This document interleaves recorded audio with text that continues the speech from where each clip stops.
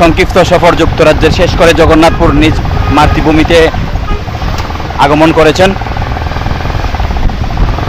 জননেতা M A কাহার সাহেব। জগন্নাথপুর ও শান্তিগঞ্জের রাখাল রাজা নিজ গ্রামে জগন্নাথপুর পৌরসভার ১ নং ওয়ার্ড ইশাকপুর গ্রামের কৃতি সন্তান যুক্তরাজ্যের সংক্ষিপ্ত সফর শেষে নিজ গ্রামে ফিরছেন। জননেতা এম এ কাহার সাহেব ইতিমধ্যে যুক্তরাজ্যের সংক্ষিপ্ত সফর শেষে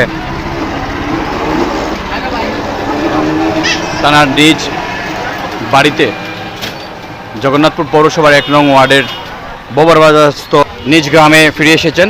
আমরা দেখতে পাচ্ছি সম্মানিত দর্শক, দেশ ও বিদেশ থেকে যারা এই মুহূর্তে আমাদের ফুলবাড়ি টিভির এই নিউজটি দেখছেন, আমরা আশা করি আপনারা সবাই দোয়া করবেন তার সুস্বাস্থ্য ও দীর্ঘায়ুর জন্য। এবং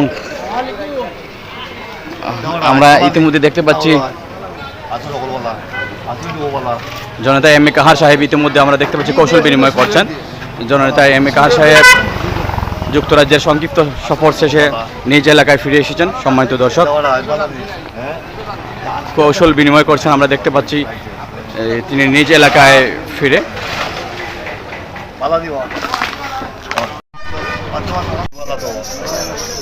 এলাকার মানুষ আমরা ইতিমধ্যে দেখতে পাচ্ছি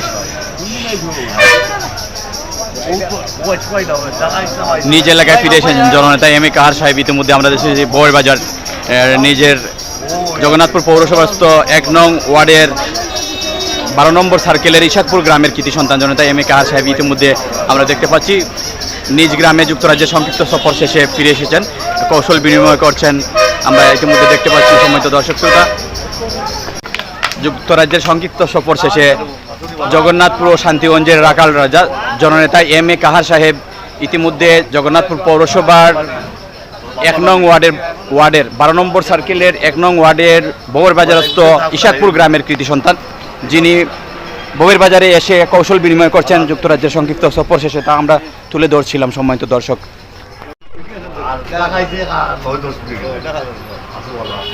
কৌশল বিনিময় করছেন আমরা দেখাচ্ছি।